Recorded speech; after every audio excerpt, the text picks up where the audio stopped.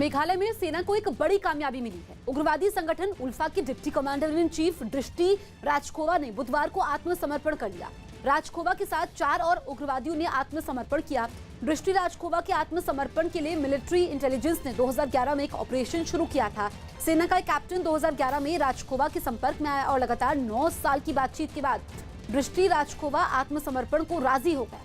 दृष्टि राजखोवा उल्फा के कमांडर परेश बरुआ का सबसे करीबी है और बरुआ ने उसे 2011 में डिप्टी कमांडर बनाया था। दृष्टि राजखोवा ने नॉर्थ ईस्ट में कई उग्रवादी हमलों को अंजाम दिया था। संदीप बोल हमारे सहयोगी फोन लाइन पर मौजूद हैं। संदीप, दृष्टि राजखोवा का आत्मसमर्पण करना ये बड़ी राहत की बात है। बिल्कुल, देखिए काफी लंबे समय से दृष्टि राजखोवा की तलाश जो है सेना कर रही थी, क्योंकि वो कई सारे एक्टिव जो इंसिडेंट हुए हैं, सेना पे हमले हुए हैं, उसका जो है जिम्मेदार था। और उसके बाद लगातार जो है उसकी कई बार जो है एनकाउंटर में भी हुए उसके साथ, लेकिन वो जो है हर बार बच निकला। लेकिन सबसे खास बात ये जसप्रीत की इसको सरेंडर कराने के लिए मिलिट्री इंटेलिजेंस ने आज से नहीं, 2 महीने नहीं, बल्कि पिछले 9 साल से लगातार जो है कोशिश कर रहे थे। एक यंग कैप्टन जिसको कि इस बात की जिम्मेदारी दी गई थी और उसने जो है बाकायदा राजखोवा से बातचीत की और लगातार बातचीत करके वो उसको इस बात को समझाता रहा कि आपके इस एक्टिविटी से उस पूरे रीजन में जो है समस्या है। और उसके बाद कल जो है रात को उसको जो है उसने सरेंडर किया। खास बात यह है कि ये परेश बरुआ का सबसे खास आदमी है, यानी परेश बरुआ जो कि फिलहाल जानकारी के मुताबिक अभी चीन में किसी बॉर्डर इलाके में, चीन के इलाके में जो है वो छिपा हुआ है। और परेश बरुआ जो है वो इस वक्त मोस्ट वांटेड है उल्फा का। बिल्कुल, तो संदीप आखिरकार 9 साल की लंबी कोशिशों के बाद ये कामयाबी मिली है। आपका शुक्रिया। लोक जनशक्ति पार्टी ने बिहार चुनाव में भले ही केवल 1 सीट जीती हो, लेकिन जेडीयू को बड़ा नुकसान पहुंचाया। CNN न्यूज 18 की रिपोर्ट है कि एलजेपी के चुनाव मैदान में होने की वजह से 35 सीटों पर एनडीए के उम्मीदवारों को हार का सामना करना पड़ा। इन 35 सीटों पर एलजेपी ने जेडीयू के अलावा हिंदुस्तानी अवाम मोर्चा और वीआईपी पार्टी को भी नुकसान पहुंचाया है। ये वो 35 सीटें हैं जहां एनडीए को हार का सामना करना पड़ा, लेकिन एनडीए और एलजेपी के उम्मीदवारों को मिले वोटों का जोड़ महागठबंधन के उम्मीदवार को मिले वोटों से ज्यादा रहा। एनडीए का हिस्सा रही विकासशील इंसान पार्टी के अध्यक्ष मुकेश सहनी की हार के पीछे भी एलजेपी उम्मीदवार को ही वजह माना जा रहा है। पिछली नीतीश सरकार में मंत्री रहे जय कुमार सिंह और शैलेश कुमार भी एलजेपी की वजह से ही अपनी सीट बचाने में नाकाम हो गए। दिलचस्प आंकड़ा यह है कि एलजेपी की वजह से 28 सीटों पर आरजेडी को जीत हासिल करने में कामयाबी मिली, जबकि 7 कांग्रेस उम्मीदवारों की जीत का कारण भी लोक जनशक्ति पार्टी के उम्मीदवार बने। पिछले 2-3 दिनों से देश की राजधानी दिल्ली समेत पूरे एनसीआर में बेहद खतरनाक स्तर तक पोल्यूशन पहुंच गया है। मौसम विभाग के मुताबिक राजधानी में हवा की गति बेहद धीमी होने की वजह से अगले 24 घंटों में हालात और बिगड़ सकते हैं। दिल्ली एनसीआर के कई इलाकों में सुबह से स्मॉग यानी धुएं वाला कोहरा छाया हुआ है। ज्यादातर जगहों पर विजिबिलिटी बेहद कम है। हवा में PM 2.5 यानी पार्टिकुलेट मैटर का स्तर बढ़ने की वजह से लोगों को सांस लेने में दिक्कत हो रही है। प्रदूषण बढ़ने की वजह से लोग आंखों में जलन की शिकायत भी कर रहे हैं। दिल्ली के ज्यादातर इलाकों में हवा की क्वालिटी बताने वाले AQI का स्तर बेहद खतरनाक स्तर तक पहुंच चुका है। दिल्ली की हवा में बढ़े इस जहर की एक बड़ी वजह हवा की रफ्तार का कम होना भी है। इस बीच दिल्ली के पर्यावरण मंत्री गोपाल राय ने प्रदूषण की समस्या को कम करने के लिए दिल्ली वालों से भी सहयोग की अपील की है।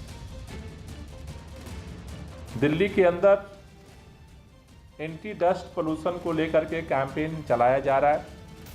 कुछ जगहों पर अभी भी ये शिकायत आ रही है कि थोड़े बहुत कंस्ट्रक्शन में, डिमोलिशन में थोड़ी बहुत लापरवाही हो रही है, जिस पर PWD, DDA, MCDs के अलग अलग डिपार्टमेंट्स के माध्यम से कार्रवाई की जा रही है।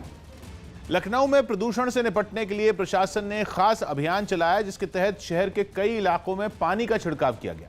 दिवाली की आतिशबाजी से पहले ही लखनऊ के कुछ हिस्सों में प्रदूषण काफी बढ़ गया, जिससे निपटने के लिए नगर निगम के कर्मचारियों ने मोर्चा संभाला और शहर के अलग अलग हिस्सों में पानी का छिड़काव किया। कई जगहों पर पानी छिड़कने के लिए टैंकर काम पर लगाए गए। रोड की धुलाई हो रही है, चौराहे की धुलाई हो रही है, प्रदूषण में कमी आएगी। इतना ही नहीं, दिवाली के मौके पर शहर की हवा और जहरीली न हो, इसका भी ध्यान रखा गया।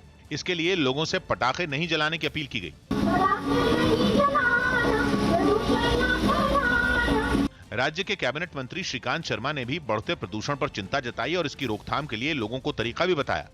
अगर आपका दफ्तर 5 किलोमीटर के दायरे में है तो निश्चित रूप से साइकिल का उपयोग करें। इस अभियान के तहत साफ सफाई पर भी जोर दिया गया। पानी का छिड़काव कर शहर के सभी चौराहों, सड़कों और पेड़ पौधों पर जमी धूल हटाई गई। अफगानिस्तान की राजधानी काबुल में बारूदी सुरंग में धमाका होने से सुरक्षा बल के 2 जवानों की मौत हो गई। ये धमाका तब हुआ जब कुछ जवान वहां गाड़ी से गश्त कर रहे थे और तभी उनकी गाड़ी रास्ते में बिछाई गई बारूदी सुरंग पर चढ़ गई और वहां धमाका हो गया। धमाके की चपेट में आने से 2 जवानों की मौके पर मौत हो गई, जबकि एक की हालत अस्पताल में गंभीर बताई गई। धमाका इतना जोरदार था कि जवानों की गाड़ी के परखच्चे उड़ गए। घटना के बाद पुलिस और सुरक्षा बल ने पूरे इलाके को घेरा और छानबीन शुरू की गई। दक्षिण अमेरिकी देश पेरू में राष्ट्रपति को पद से हटाए जाने के बाद जबरदस्त बवाल शुरू हो गया। राष्ट्रपति मार्टिन विस्कारा पर भ्रष्टाचार के आरोप थे, जिसके बाद संसद ने उन्हें महाभियोग चलाकर पद से हटा दिया। लेकिन संसद के इस फैसले के बाद वहां जोरदार हंगामा शुरू हो गया। सियासी संकट के बीच राजधानी लीमा में हजारों लोग सड़कों पर उतर आए, जिनकी वहां तैनात पुलिस से झड़प हो गई। राष्ट्रपति के हटाए जाने का विरोध कर रहे लोगों ने संसद की तरफ मार्च शुरू कर दिया, लेकिन वहां तैनात पुलिस ने आंसू गैस के गोले दागते हुए उन्हें दूर खदेड़ दिया।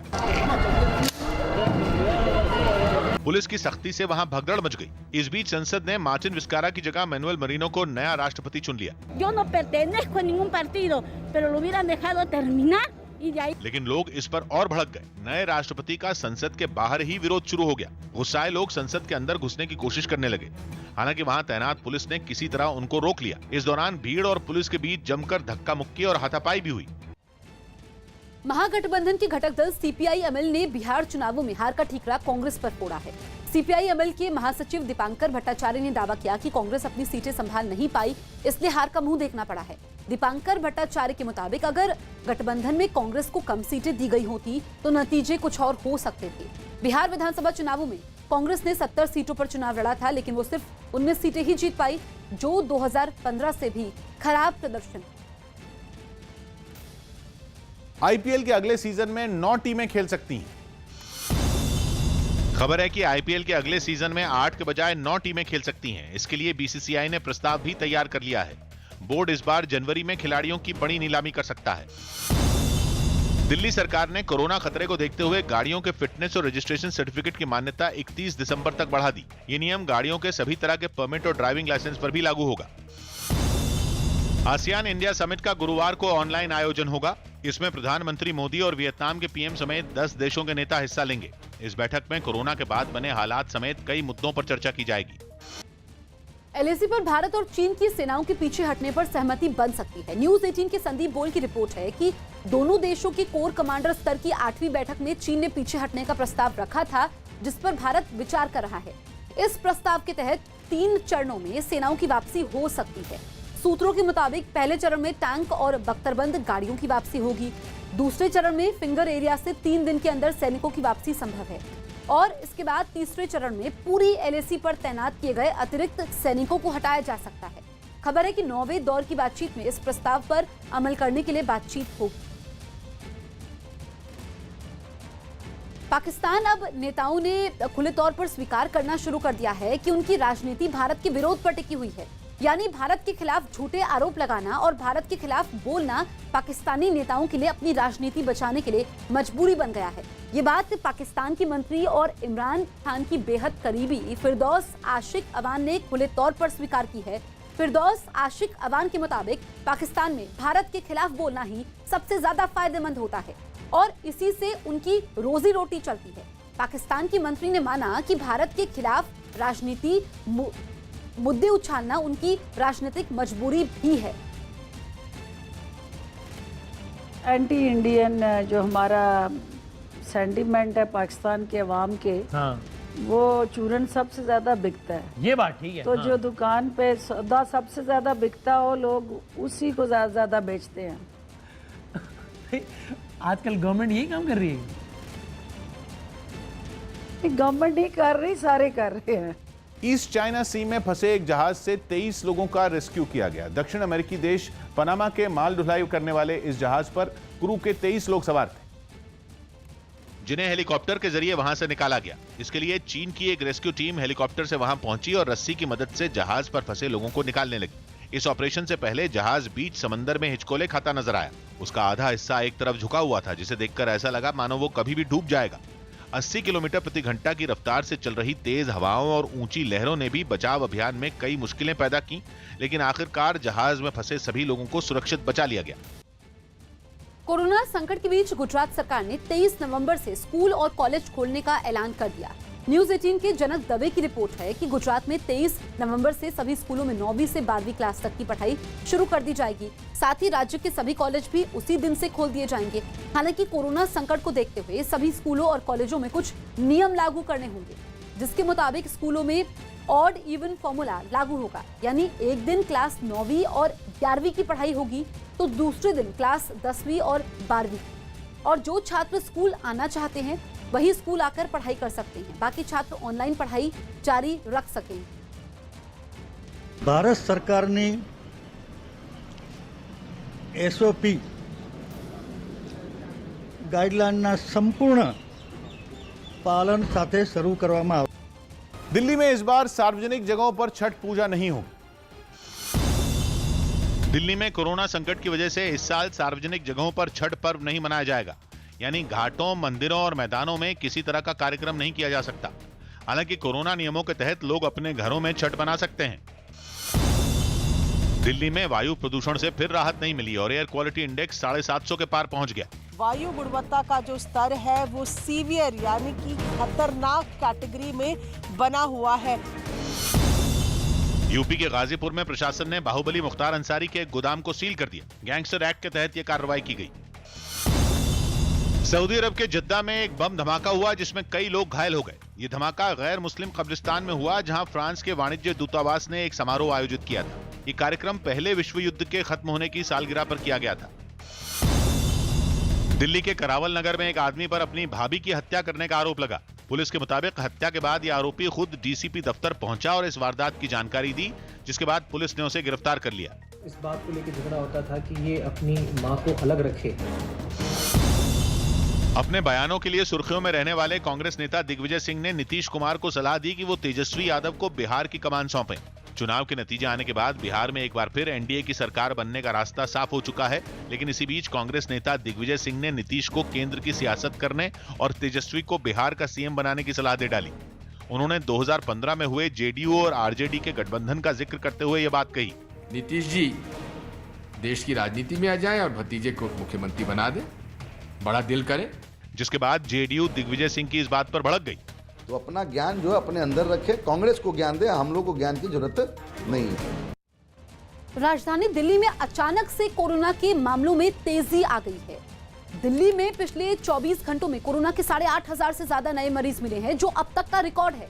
इसके साथ ही पॉजिटिव मरीजों की संख्या पहली बार 42,000 के पार पहुंच गई है। दिल्ली में इस समय कंटेनमेंट जोन की संख्या 4,000 के पार हो गई है। इतना ही नहीं, दिल्ली में कोरोना से हुई मौत का आंकड़ा भी लगातार बढ़ रहा है। दिल्ली में पिछले 24 घंटों में 85 लोगों की मौत हुई है। इस बीच दिल्ली हाईकोर्ट ने भी कोरोना के बढ़े मामलों को देखते हुए केजरीवाल सरकार को फटकार लगाई है। साथ ही पूछा कि जब मामले इतनी तेजी से बढ़ रहे हैं तो दिल्ली सरकार पब्लिक ट्रांसपोर्ट, बाजारों में भीड़भाड़ को कैसे बढ़ावा दे रही है। मेक्सिको के तबास्को में भीषण बाढ़ की चपेट में आने से 9 लोगों की मौत हो गई, जबकि सैलाब ने वहां के हजारों लोगों को बेघर कर दिया। एटा तूफान के साथ हुई तेज बारिश की वजह से वहां की कई नदियों में उफान आ गया, जिसकी वजह से तबास्को के कई इलाके भीषण बाढ़ की चपेट में आ गए। पानी ने चारों तरफ अपना डेरा जमा लिया। सड़कें और गलियों के तो नामो निशान तक मिट गए। कई मकान सैलाब में इस कदर डूब गए कि सिर्फ उनकी छतें ही बाहर की तरफ निकली दिखाई दी। ऐसी एक छत पर 2 लोग पनाह लेते नजर आए। कुदरत के इस प्रकोप के बीच राहत बचाव की टीमें पूरी तरह मुस्तैद दिखी। नावों की मदद से उन्होंने पानी में फंसे कई लोगों को सुरक्षित बाहर निकाला।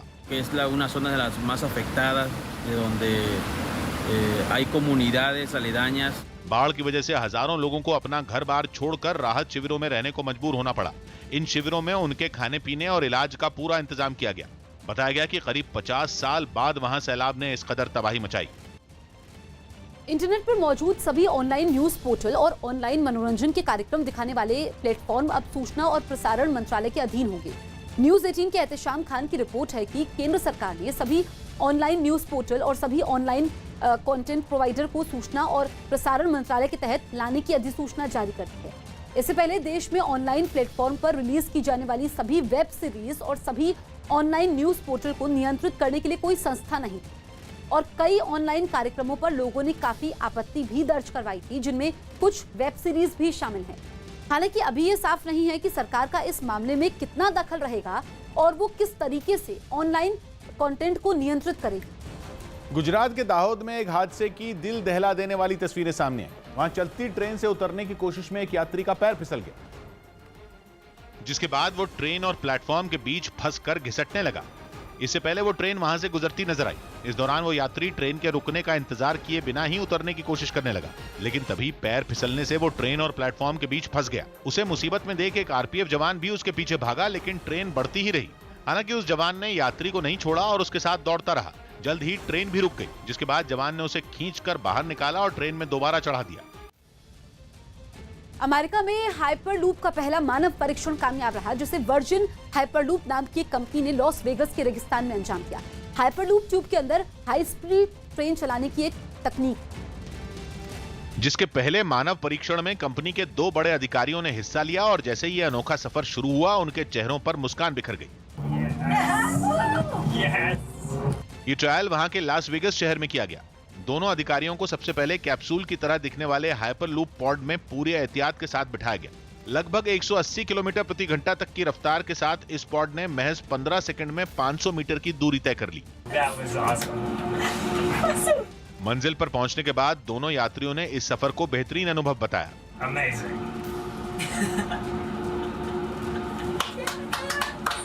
दावा है कि हाइपरलूप तकनीक से चलने वाली ट्रेन 1000 से 1200 किलोमीटर प्रति घंटा की रफ्तार से दौड़ सकती है।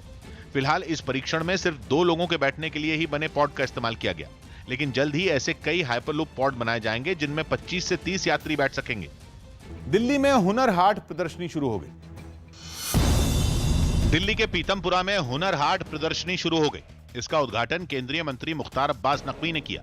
इस हुनर हाट प्रदर्शनी में देश भर के कारीगर अपने हाथों से बना सामान बेचने पहुंचे हैं। केंद्रीय स्वास्थ्य मंत्री हर्षवर्धन ने ब्रिक्स देशों के स्वास्थ्य मंत्रियों की एक बैठक में हिस्सा लिया। वीडियो कॉन्फ्रेंसिंग के जरिए हुई इस बैठक में कोरोना के खतरे से निपटने पर चर्चा की गई। सुप्रीम कोर्ट ने पश्चिम बंगाल से जुड़ी एक याचिका खारिज कर दी और साफ किया कि राज्य में पटाखे चलाने की इजाजत नहीं दी जाएगी। इस याचिका में त्योहारों पर पटाखे चलाने पर लगी रोक हटाने की मांग की गई थी। सुनवाई के दौरान कोर्ट ने त्योहारों को जरूरी बताया, लेकिन कोरोना संकट में लोगों की जिंदगियां बचाने के लिए उठाए गए हर एक कदम को भी अहम करार दिया। विश्व हिंदू परिषद 15 जनवरी से राम मंदिर से जुड़ा एक अभियान चलाएगी, जिसके तहत कुछ साधु संतों की टोली देश भर के गांवों में जाएगी और लोगों को अयोध्या में बन रहे राम मंदिर के बारे में बताएगी। इस अभियान के जरिए मंदिर बनाने के लिए चंदा भी इकट्ठा किया जाएगा। जिसकी जैसी सामर्थ्य है उससे हम एक सहयोग लेंगे, सेवा लेंगे। सेना प्रमुख एमएम नरवणे ने उत्तराखंड में चीन की सीमा के पास वाले इलाकों का दौरा किया और ताजा हालात की जानकारी ली। 1 नवंबर से राजस्थान के भरतपुर में रेलवे ट्रैक पर बैठे गुर्जर समुदाय के साथ गहलोत सरकार का समझौता हो गया है। जानकारी के मुताबिक गुर्जर समाज के लोगों और राजस्थान सरकार के बीच 6 मांगों पर सहमति बन गई है। इसके साथ ही आंदोलन खत्म करने का आज औपचारिक ऐलान होगा।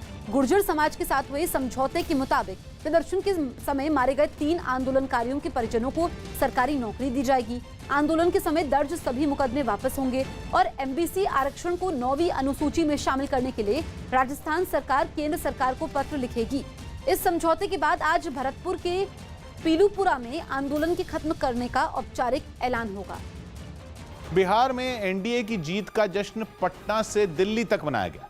बिहार की जीत के नायक माने जा रहे प्रधानमंत्री मोदी भी दिल्ली के बीजेपी दफ्तर में हुए जश्न में शामिल हुए और करीब 7 बजे उनकी कार बीजेपी दफ्तर पहुंची। बीजेपी अध्यक्ष जेपी नड्डा और बाकी नेताओं ने पहुंचते ही उनका स्वागत किया और फिर प्रधानमंत्री सीधा बीजेपी दफ्तर की छत पर पहुंच गए। उन्होंने ऊंचाई से कार्यकर्ताओं की भीड़ का हाथ हिलाकर अभिनंदन किया। मोदी मोदी के नारे पूरे बीजेपी दफ्तर में गूंजने लगे। मोदी मोदी। कार्यकर्ताओं का अभिनंदन करने के बाद प्रधानमंत्री मंच पर पहुंच गए, जहां धन्यवाद बिहार का बड़ा सा बोर्ड लगाया गया था। मंच पर गृह मंत्री अमित शाह, रक्षा मंत्री राजनाथ सिंह और बीजेपी के कई बड़े नेता पहले से मौजूद थे। मंच पर प्रधानमंत्री का स्वागत फूलों की एक भारी भरकम माला के साथ किया गया। प्रधानमंत्री ने साफ कहा कि चुनाव में जीत उसी को मिलेगी जो देश के लिए काम करेगा। पीएम ने यह साफ कर दिया कि मुख्यमंत्री नीतीश कुमार ही बनेंगे। हम सभी भाजपा के कार्यकर्ता नीतीश जी के नेतृत्व में एनडीए के कार्यकर्ता हर बिहारवासी के साथ इस संकल्प को सिद्ध करने में कोई कसर बाकी नहीं रखेंगे। प्रधानमंत्री ने जीत का श्रेय जेपी नड्डा को दिया और मंच से ही जेपी नड्डा के समर्थन में नारे भी लगवाए। नड्डा जी आगे बढ़ो। बीजेपी के लिए यह मौका इसलिए बड़ा था क्योंकि जीत केवल बिहार में नहीं बल्कि मध्य प्रदेश, उत्तर प्रदेश और तेलंगाना में भी हुई। इसीलिए जीत का बड़ा कार्यक्रम दिल्ली के बीजेपी दफ्तर में रखा गया। पहले यह कार्यक्रम कल होना था जिसके लिए बड़ी संख्या में लोग जुटे भी थे, लेकिन देर रात तक जब नतीजों की तस्वीर साफ नहीं हुई तो कार्यक्रम एक दिन बाद करने का फैसला लिया गया। और दोपहर से ही बड़ी संख्या में लोग बीजेपी दफ्तर पहुंचने लगे। इस दौरान पूरा बीजेपी दफ्तर करीने से सजाया गया।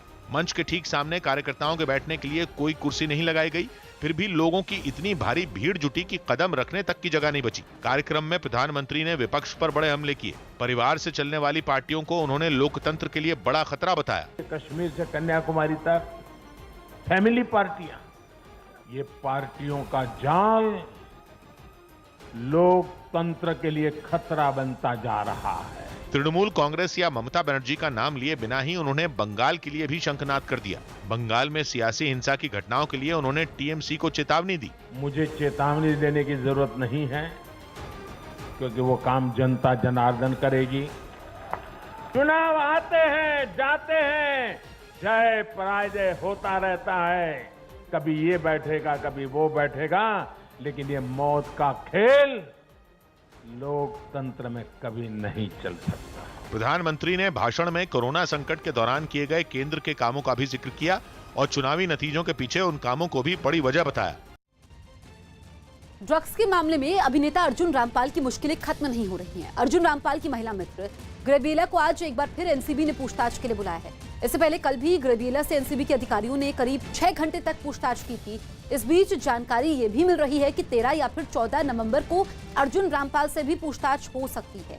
फिल्म इंडस्ट्रीज के ड्रग्स कनेक्शन केस में ग्रेबियला के भाई की गिरफ्तारी और उससे हुई पूछताछ, साथ ही बरामद किए गए इलेक्ट्रॉनिक एविडेंस के आधार पर अर्जुन रामपाल भी एनसीबी के रडार पर हैं।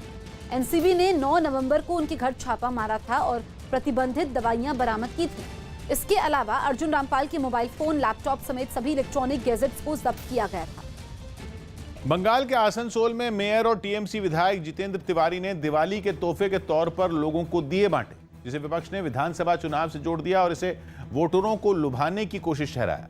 कुछ दिन पहले ही जितेंद्र तिवारी अगरबत्ती बंटवाने पर सुर्खियों में आ गए थे, जिसके बाद वो लोगों को दिए बांटने पर एक बार फिर से विपक्ष के निशाने पर आ गए। वो लाउडस्पीकर और बाजे गाजे के साथ आसनसोल की गलियों में घूमते दिखे। उन्होंने घर घर जाकर लोगों को दियों के डिब्बे बांटे। जितेंद्र तिवारी ने जनता से पटाखे न फोड़ने की अपील करते हुए उन्हें दिए दिए। लेकिन इन डिब्बों पर ममता बनर्जी और जितेंद्र तिवारी की तस्वीर छपी होने पर विवाद हो गया। बीजेपी ने इसी बात का हवाला दिया और टीएमसी विधायक और आसनसोल के मेयर की इस कोशिश को चुनाव के लिए चली गई राजनीतिक चाल बता दिया। असल में ये एक पॉलिटिकल स्टंट है, वोट मांगने का एक जरिया कर लिए हैं। लेकिन जितेंद्र तिवारी ने उनकी इस पहल के सियासी मायने निकालने वालों की सोच को गलत ठहराया। लोगों के दिमाग में जब राजनीति चलती रहती है तो वो इस तरह का आकलन करते हैं, लेकिन सब कुछ ऐसा नहीं होता है। कोरोना की वजह से कोलकाता हाईकोर्ट बंगाल में दिवाली के मौके पर पटाखे जलाने पर बैन लगा चुकी है। चीन ने अपनी पनडुब्बी को समंदर में 10,000 मीटर की गहराई तक उतारने का नया रिकॉर्ड बनाया है। खास तरह की ये पनडुब्बी रिसर्च के काम में इस्तेमाल होती है, जिसे प्रशांत महासागर के सबसे गहरे हिस्से मैरियाना ट्रेंच में उतारा गया। ये पनडुब्बी एक दूसरे जहाज से जुड़ी थी, जिसकी मदद से ही इसे पानी में उतारा गया। कुछ ही देर में ये पनडुब्बी 10,000 मीटर यानी 10 किलोमीटर से भी ज्यादा गहराई तक पहुंच गई। इतनी गहराई तक पहुंचने के बावजूद भी पनडुब्बी ऊपर मौजूद जहाज तक लगातार सिग्नल और जरूरी जानकारियां भेजती रही। बताया गया कि इस पनडुब्बी में 3 लोग सवार होकर समंदर की तली तक पहुंच सकते हैं और वहां जरूरी रिसर्च कर सकते हैं। बाबर आजम को पाकिस्तान की टेस्ट टीम की कप्तानी सौंपी गई। पाकिस्तान क्रिकेट बोर्ड ने अजहर अली को टेस्ट की कप्तानी से हटा दिया। अब उनकी जगह ये जिम्मेदारी बाबर आजम संभालेंगे, यानी बाबर अब सभी फॉर्मेट में टीम के कप्तान होंगे। सुप्रीम कोर्ट ने रिपब्लिक टीवी के editor in chief Arnab Goswami को जमानत दे दी, जिसके बाद देर शाम वो तलोजा जेल से रिहा हो गए। अनुष्का शर्मा ने विराट कोहली की कुछ तस्वीरें सोशल मीडिया पर शेयर की, जिनमें कोहली ऑस्ट्रेलिया दौरे पर जाने से पहले अपने जूतों को साफ करते नजर आए। चिराग पासवान के बिहार विधानसभा चुनाव में जेडीयू को नुकसान पहुंचाने वाले बयान पर घमासान छिड़ गया। चुनाव से पहले नीतीश से नाराजगी की वजह से बिहार में एलजेपी ने एनडीए से अलग होने का फैसला लिया था और नतीजे आने के बाद चिराग पासवान ने खुलेआम ये दावा कर दिया कि एलजेपी ने चुनाव में जेडीयू को नुकसान पहुंचाया। उन्होंने ऐसा बयान तब दिया है जब चुनाव में उनकी पार्टी ने केवल 1 सीट जीती है। भाजपा को किस तरीके से लाभ मिले और जनता दल यूनाइटेड को किस तरीके से नुकसान पहुंचे, मैं शुरू से मेरा लक्ष्य था। मुझे खुशी है कि उस लक्ष्य को हम लोग पूरा कर पाए। अटकल है कि एलजेपी की वजह से इस बार जेडीयू को घाटा हुआ और बीजेपी को फायदा, लेकिन बीजेपी ने इससे इनकार कर दिया और ये साफ कर दिया कि चिराग की वजह से एनडीए को नुकसान हुआ, न कि केवल जेडीयू को। लोक जनशक्ति पार्टी ने और केवल जदयू का नहीं बल्कि एनडीए गठबंधन का बिहार के अंदर नुकसान किया है। कोरोना संकट के बीच देश में मैन्युफैक्चरिंग और सोशल सेक्टर को बढ़ावा देने के मकसद से मोदी कैबिनेट ने अहम फैसला लिया है। न्यूज 18 के एहतेशाम खान की रिपोर्ट है कि आत्मनिर्भर भारत को सफल बनाने के लिए सरकार ने मैन्युफैक्चरिंग और सोशल सेक्टर को बढ़ावा देने का प्लान तैयार किया, जिसके तहत केंद्र सरकार मोबाइल फोन, एलईडी बल्ब, दवाई, एसी और सोलर एनर्जी के क्षेत्र को बढ़ावा देगी। इसके लिए 2 लाख करोड़ रुपए के एक पैकेज का ऐलान किया। इससे सरकार को उम्मीद है कि लोगों को रोजगार मिलेगा और निर्यात भी बढ़ेगा। जबकि सोशल सेक्टर को बढ़ावा देने के लिए सरकार इस सेक्टर में पब्लिक प्राइवेट पार्टनरशिप के तहत काम करेगी और जो संगठन या एनजीओ स्कूल, कॉलेज या अस्पताल खोलना चाहते हैं, सरकार की ओर से उन्हें आर्थिक मदद भी दी जाएगी। मोदी सरकार ने यह फैसला किया कि 10 उत्पादन के प्रमुख क्षेत्रों में उत्पादन आधारित प्रोत्साहन राशि यानी प्रोडक्शन लिंक इंसेंटिव दिया जाएगा। और स्कॉटलैंड में हाइड्रोजन से चलने वाली दुनिया की पहली डबल डेकर बस की टेस्टिंग आखिरी चरण में है। वहां के एबरडीन शहर में प्रदूषण को रोकने के लिए इस तरह की 15 बसों को इस साल के आखिर तक लॉन्च करने की तैयारी, जो कि प्रदूषण न फैलाने के साथ ही रफ्तार और रेंज के मामले में भी कोई समझौता नहीं करती। सामने आई तस्वीरों में सड़कों पर दौड़ती इस बस से रत्ती भर भी धुआं निकलता नजर नहीं आया और बल्कि उसकी जगह वो जमीन पर पानी छोड़ती दिखी। वैसे तो इलेक्ट्रिक बसें भी प्रदूषण नहीं फैलाती, लेकिन उन्हें चार्ज करना एक झमेला है। मगर दावा है कि हाइड्रोजन से चलने वाली इस बस के साथ ये दिक्कत नहीं। इसमें ईंधन भरना पेट्रोल भरने की तरह है और इस काम के लिए ये 10 मिनट भी नहीं लेती। उम्मीद जताई जा रही है कि इस तरह की हाइड्रोजन बसें तेल के बूते फली फूली स्कॉटलैंड के एबरडीन शहर की अर्थव्यवस्था को ग्रीन एनर्जी की तरफ ले जाएंगी। चोरी के आरोप में एक बदमाश की पिटाई की गई। बिहार के सीवान में मोटरसाइकिल चोरी के आरोप में एक बदमाश की कुछ लोगों ने जमकर पिटाई की। बताया गया कि आरोपी एक दफ्तर के सामने खड़ी मोटरसाइकिल को चुराकर भाग रहा था। लखनऊ में कुछ बदमाश गहने के कारोबारी को गोली मारकर फरार हो गए। बताया गया कारोबारी अभिषेक केसरवानी दुकान बंद कर अपनी पत्नी के साथ कार से घर जा रहा था, तभी हमलावरों ने उसकी गाड़ी रुकवाई और फिर उस पर फायरिंग कर दी, जिससे वो घायल हो गया। मुंबई के जोगेश्वरी इलाके में एक बंद पड़ी इमारत में आग लग गई। बताया गया कि शॉर्ट सर्किट की वजह से आग बिल्डिंग की 6ठी मंजिल पर लगी और देखते ही देखते फैल गई। जानकारी मिलते ही दमकल विभाग की टीम मौके पर पहुंची और उन लोगों ने कड़ी मेहनत के बाद आग को बुझा दिया। यूपी के आजमगढ़ में एक पुलिस वाले की ज्यादती का वीडियो सामने आया। वीडियो में पुलिस वाला सरेआम मोटरसाइकिल सवार से मारपीट करता दिखाई दिया। बताया गया कि किसी बात पर मोटरसाइकिल सवार और पुलिस वाले के बीच बहस हो गई। अयोध्या में कल दीपोत्सव मनाने के लिए पूरे शहर को बेहद खूबसूरत तरीके से सजाया गया है। कल अयोध्या में दीपोत्सव कार्यक्रम के समय 5,51,000 दिए जलाए जाएंगे, जो कि एक वर्ल्ड रिकॉर्ड भी होगा। इस कार्यक्रम में खुद मुख्यमंत्री योगी आदित्यनाथ भी शामिल होंगे। अयोध्या में खासतौर पर राम की पैड़ी और सरयू नदी के किनारों को सजाया गया है। दीपोत्सव कार्यक्रम के बाद मुख्यमंत्री योगी और दूसरे नेता सरयू की आरती में भी शामिल होंगे। पूरे अयोध्या शहर में चारों तरफ एलईडी बल्ब से रोशनी की गई है और हर तरफ राम नाम की गूंज सुनाई दे रही है। धर्मनगरी अयोध्या के राम की पड़ी को बिल्कुल इस तरह सजाया गया है कि आपको देखकर ये अंदाजा ही नहीं लगेगा कि ये वही राम की पड़ी है जो आम दिनों में आप देखते थे। हमारे दाहिने तरफ का हिस्सा जहां पर 5,51,000 दिए जो जलाए जाने हैं वो रख दिए गए हैं। पूरे राम की पड़ी को बिल्कुल चांदनी रात की तरह सजाया गया है। यहाँ जो सीएम आएंगे उसके मंच बनाए गए हैं, जो छोटे छोटे कॉटेज हैं, चेयर प्लान है वो चालू है। इसके अलावा जो मां सरयू का जो पानी है राम की पड़ी पर उसे भी खोल दिया गया, वो लगातार यहाँ आपको बहता दिखाई देगा। कई सारी जो नई नई चीज़ें हैं वो यहाँ पर की गई हैं, झालरों से सजावट किया गया। अगर आप हर तरफ अगर आप यहाँ देखें तो जो पूरी तैयारी है वो की गई है। जहाँ पर हम खड़े हैं यहाँ पर भी आप देख सकते हैं कि जो सजावट है नीचे से लेकर ऊपर तक सब कुछ बिल्कुल आपको अलग अलौकिक अलग तरीके से दिखाई देगा, क्योंकि ये वो धर्म नगरी अयोध्या है, ये योगी की धर्म नगरी अयोध्या है, ये मोदी की धर्म नगरी अयोध्या है। क्योंकि सबसे बड़ी अगर जीत होगी प्रधानमंत्री मोदी की या फिर योगी की, क्योंकि योगी आदित्यनाथ जो जिनकी 3 पीढ़ियां, चाहे दिग्विजयनाथ की बात करें, जब भगवान राम का प्रकटय हुआ तब वो यहाँ मौजूद थे, जब ताला खुला राम जन्मभूमि का तब उनके गुरु अवैधनाथ मौजूद थे, और अब मंदिर बन रहा है तो उनके ही शिष्य योगी आदित्यनाथ उत्तर प्रदेश की सीएम की गद्दी पर विराजमान है। तो शायद सबसे बड़ा क्षण उनके लिए होगा, और एक के बाद एक कई रिकॉर्ड बनाए जा रहे हैं। अयोध्या के लिए सरकार ने अपने पिटारा खोल दिया, 2500 करोड़ से ज्यादा का बजट है।